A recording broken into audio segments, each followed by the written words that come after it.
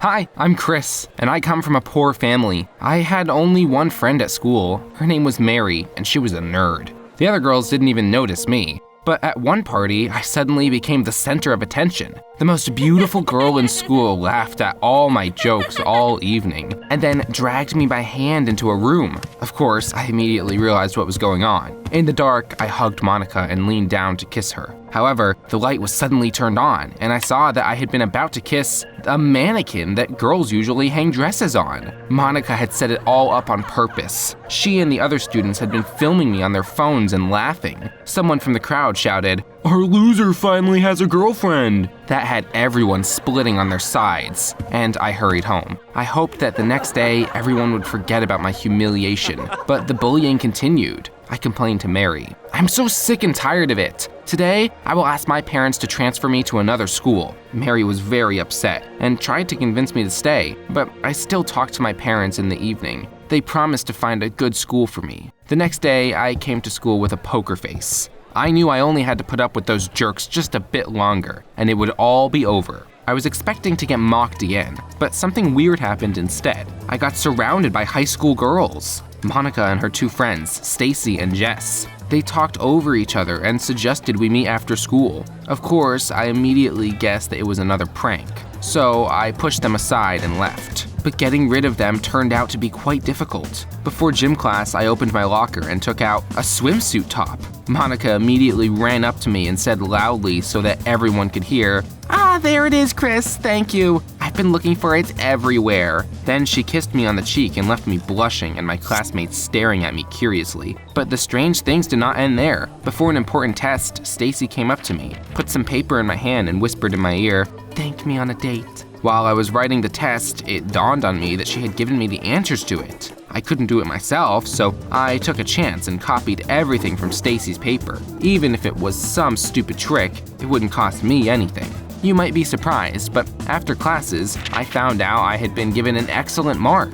The high school student hadn't tricked me and for some reason had given me the correct answers. Jess decided to keep up with her friends as well. She caught up to me on the way home and handed me tickets with a smile. Those were invitations to a concert of my favorite stand-up comedian. "Take them if you want. I got them for free." Jess looked at me like she was expecting me to ask her to come with me, but I thanked her and called Mary. In the evening, we came to the concert together. I hadn't laughed that hard in a long while. On the way home, Mary and I discussed the most successful jokes and kept laughing. It was only near her house that I decided to change the topic and told her about that day's strange events. "Do you think they have some kind of plan to make me look like a loser again?" "No, Chris, you're cool, funny, interesting, and cute. Any girl would be happy to date you." After that, Mary blushed, said goodbye, and quickly walked into the house. Her words made me look at the behavior of those high school girls differently. What if all three of them really had crushes on me? After all, they say girls like shy guys. Such thoughts lifted my spirits. At home, I asked my parents to not look for a new school for me yet. Perhaps everything wasn't so bad after all. But my parents had good news for me too. "Can you imagine? Your dad bought a lottery ticket and he won! Now we have enough money to buy a car!" I couldn't believe that my family had gotten so lucky. My parents showed me an envelope with a bunch of dollars. I'd never seen so much money before, and I decided that my parents wouldn't even notice if I took a little for myself. When they fell asleep, I crept to the stash and took out a thin stack of bills. I decided to use that money to arrange a cool date and finally win over Monica, the most beautiful girl among the three friends. The next day, I bought some cool clothes after school, and in the evening, I took Monica to an expensive restaurant and gave her 101 roses. She was so beautiful, and the other guys couldn't take their eyes off of her. However, it turned out that was the only good thing about her. Monica chattered endlessly about clothes, TV shows, stars, and other stuff. I got tired after 10 minutes. An evening that was supposed to be one of the best ones of my life turned into real torture. I breathed a sigh of relief after walking Monica home, and in the evening, I decided to invite Stacy on a date. Also, with the money my parents had won. That night, I took some more bills out of the envelope and bought Stacy a gift after school the next day. A huge Hello Kitty toy. The girl was crazy about that cat, so she was over the moon. She got even happier after she found out where our date would take place. To surprise Stacy, I bought a hot air balloon flight with her. We looked at the tiny houses from above, drank cocktails, and chatted. She turned out to be a smart girl. She talked about books, the laws of physics, and theater. But it was all terribly boring. Next to her, I felt like a complete idiot. So I pretended that my height made me dizzy and asked the guy controlling the balloon to take us back down. Yeah, the second date wasn't as cool as I'd imagined either. The third one was my last hope. At night, I took some money from the envelope again, and the next day I gave Jess an expensive ticket to a Billie Eilish concert. The seat was right next to the stage, and there was a backstage pass included. Jess and I had spent the whole day hanging out at Disneyland. Spending time with her was really cool, if not for two things. She wasn't as beautiful as her friends, and she dressed awfully. Passers-by even turned to look at us and trolled fingers at their temples. I came back home with mixed feelings. On one hand, I didn't like any of the girls 100%, but on the other, I was happy. After all, I was the only guy in school who had 3 high school girls chasing after him at once. My classmates were terribly jealous of me. To keep it that way, the next day, I kept flirting with the girls, but I was careful to talk to them one at a time so that they wouldn't find out about each other.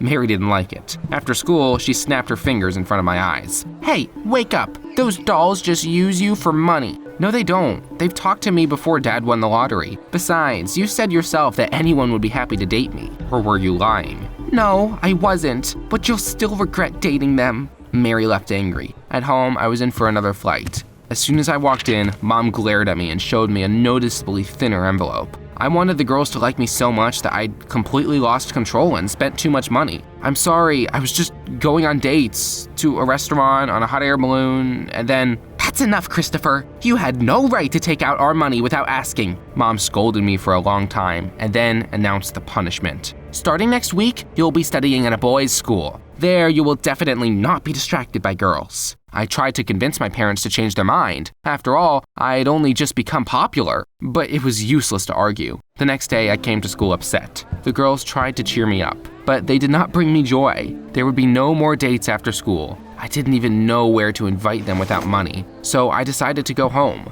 But I heard their voices on the stairs and got curious. I squatted down and looked out behind the railing. Monica, Stacy, and Jess were arguing animatedly. "Leave him alone, he asked me out first." "But he knows what I like. That's why I got a Hello Kitty while he gave you some impersonal gifts." "Stop arguing. Let go to this old woman right now and find out everything." The other girls agreed with Jess's ideas and went somewhere. Of course, it was nice that high school girls were fighting over me, but their talk seemed suspicious to me. Who was that old woman and what did she have to do with me? To find out, I decided to follow the girls. They walked into a house I didn't recognize. One of the windows was open and I cautiously looked inside. A woman was sitting at a table by candlelight, waving her arms over a glowing ball. Monica, Stacy, and Jess watched her every move. In the end, Monica couldn't stand it any longer. "Come on, tell us, who will he choose?" The old woman coughed and said, "The ball got it wrong last time. Your boy won't become rich. He'll keep wearing ragged clothes and envying others."